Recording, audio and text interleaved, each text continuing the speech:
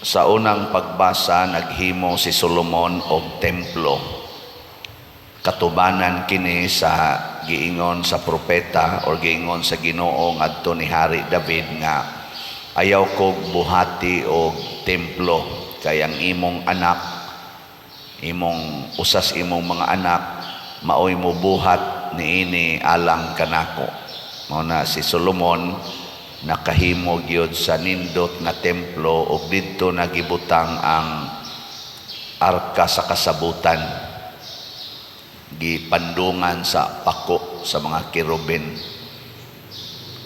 Bitan na usahay no nga naay mo ingon nato nga ayaw butangig ribulto ang lugar nga ampuanan. Kining unang templong gihimong Solomon nga gikahimutan sa Ginoo, nagikonsaran sa Ginoo, na may mga kirubin na pagi mga pako.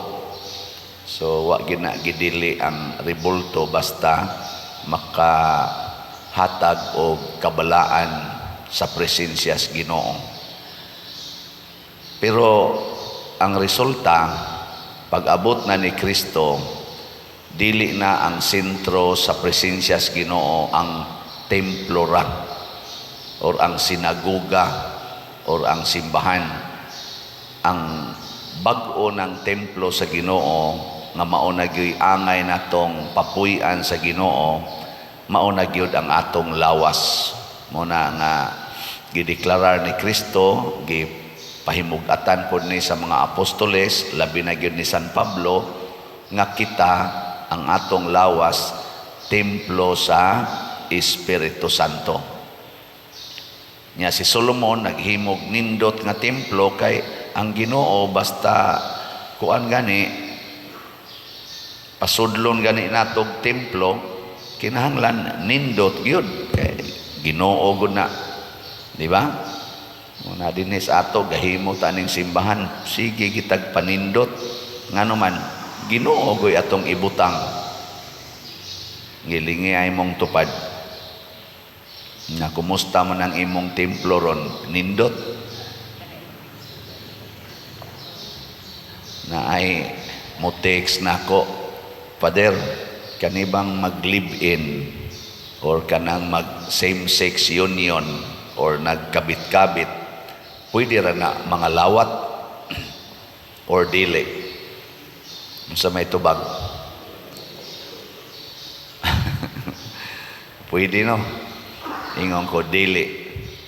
Basta dili pa niya hunongon ang iyang sala. Kay kanang sala kung ato nang i-maintain sa atong kinabuhi, ang sod sa atong kasing-kasing nga mao ang templo sa Ginoo o ang atong lawas ba? Kung naay sala, labi na ng dagkong sala, kung mao nay naa diha ang yawa mao'y nagpuyo diha sod nato kay ang sala iya masyawa, so siya nagpuyo nya kay imo mang gipangga ang sala, gipangga nimo ang tag-iya sa sala nga mao ang yawa nya kun mo kalawat ka pasabot imo sang gisod ang Ginoo, di man pwede sagulon ang Ginoo ug ang yawa. Kinsa ninyo dinhing asawaha nga mutupad og higda sa imong bana nga nagkigdog sa iyang kabit? Ganahan mo? Kanang pagpangabit yawanon man na. Ang pagpangasawa mao'y Diyos nun. Og di tingali buang ang asawa or bana, di gyud ka makighigda tipon sa imong gipakaslan nga naghigda sa kuyog sa iyang kabit. O kamong mga bana, ganahan mo mugakos-gakos sa imong asawa, diri dapit sa iyang tuo, niya ang iyang kabit nagakosan niya dapit sa iyang wa. Ganahan mo? Okay ra na ninyo? Di oy. Muna lisod kaayo sa gulon ang yawa ug ang Ginoo sulod nato.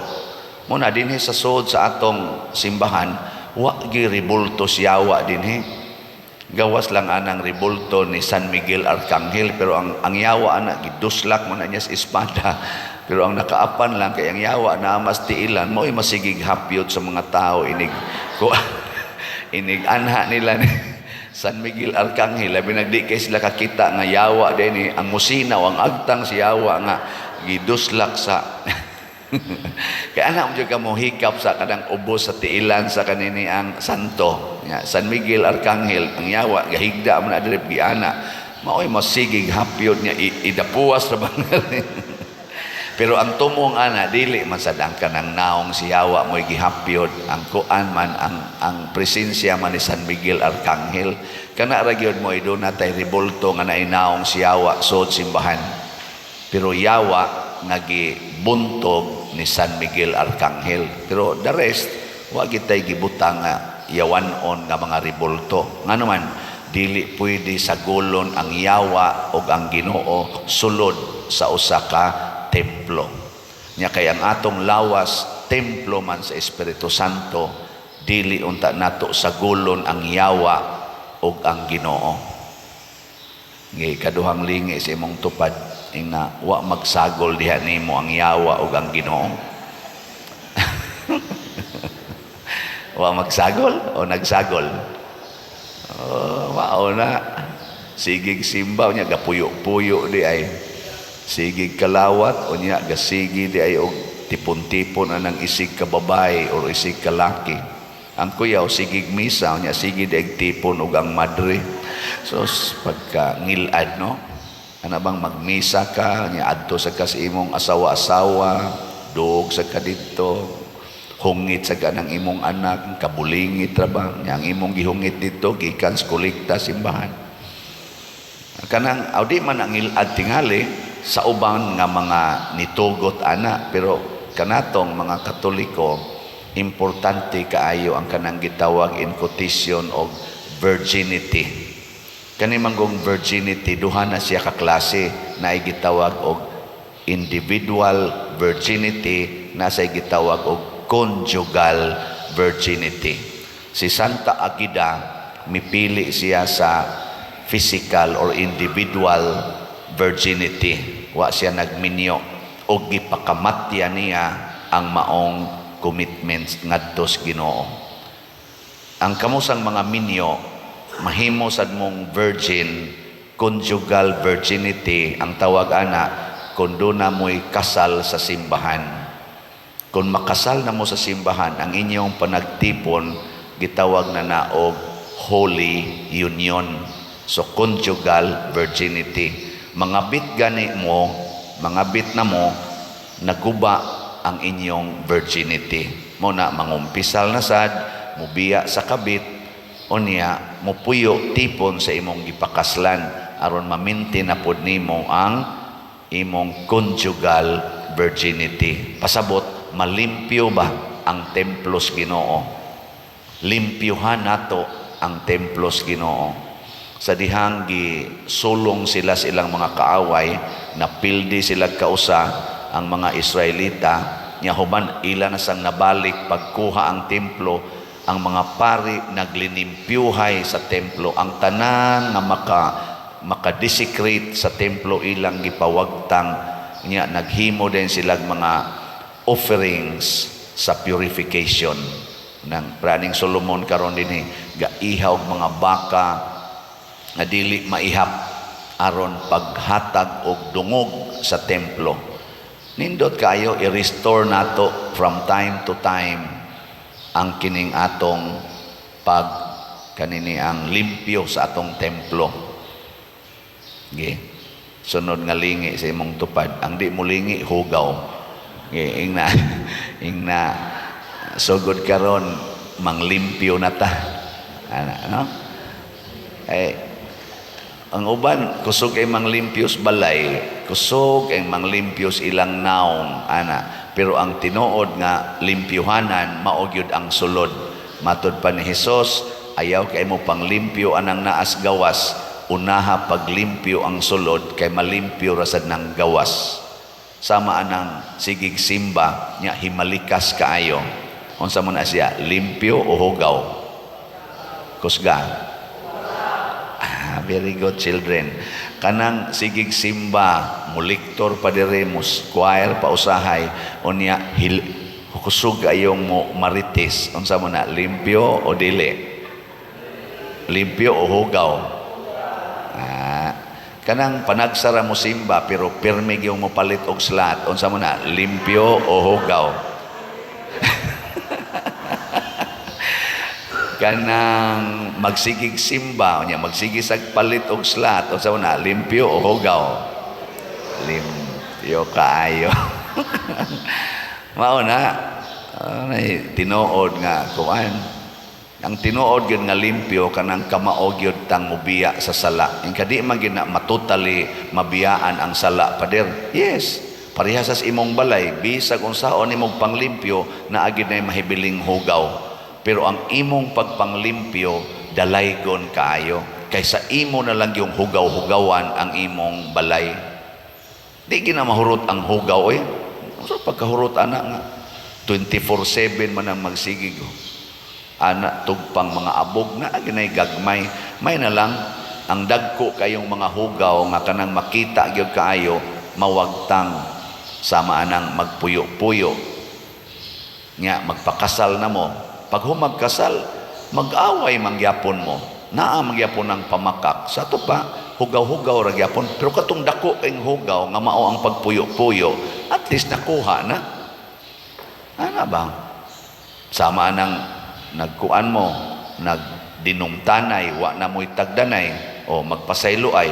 Pag human ninyo pasayloay, nagtagad na mo, di man napasabot nga, wa na gyud mo'y sala. Na magi panahon nga masuko sa kagyapon, na panahon nga makapanglibak sa kaniya. Pero kadtong dumot nga wa na gitagdanay, nya man nagsuon ra ba mo, nawa na to siya. Ana ba?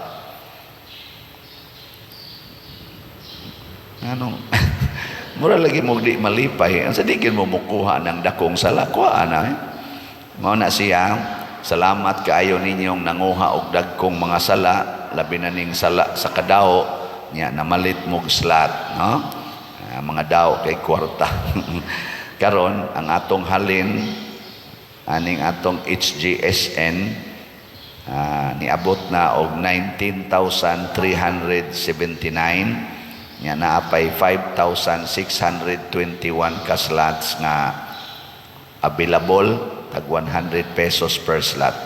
Humana na to og himo ang atong pista senior, nang huwam lang tag kwarta sa lain atong mga pundo, mo nang ato ning hotdog palit 5,000 na lang ni 600 ka slots. Nga naapatay 50 slot challenge nga tag 5,000 pesos per challenge. Na nasa 143 ka challenge nga nadawat, no? Atong pakpakan ang namalit ni ini. Salamat kayo. Mao na siya ay mga tao nga mga tao nga limpyo ba? Nya kining tao nga limpyo manggihatagon. Mo na si Santa Agida hastang iyang lawas iyang gihatag ngadto sa Ginoo tungod limpyo manggod siya kasing-kasing. Matod pa diri sa atong tubag sa Salmo, Ginoo tungas ngadto sa dapit nga imong pahulayanan.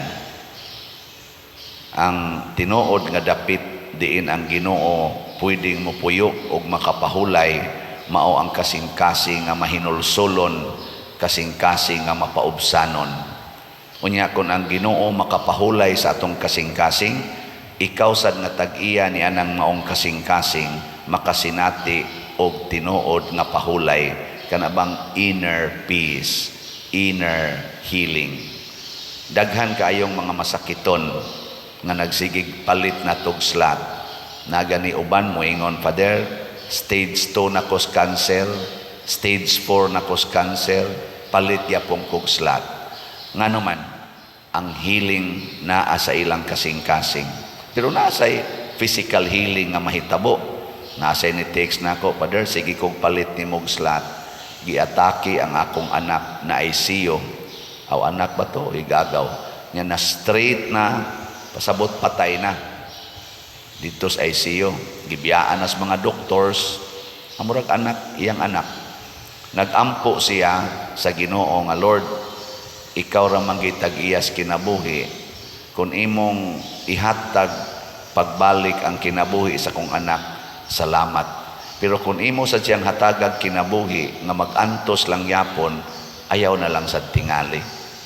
After 20 minutes, naghuwat na lang kanus ahipuson, ni lihok og balik ang kasing-kasing. Ingon siya, nahibong ang mga doktor nga nung nilihok og balik, moto ilang gitabang, o karon paspas kaayo ang iyang recovery niya, padong na gid siya manormal. Ingon siya, milagro ni Father sa Ginoo nga akong gihimo. Muna niya nasa ko'y paliton nga slot nga healing joy of Santo Niño. Nako, ninduta nimo naka-experience man jud kag healing joy. Ana ba? No? Aka na mga ipakita sa nas Ginoo pero dili na pirmi. Pero og naa na, congratulations.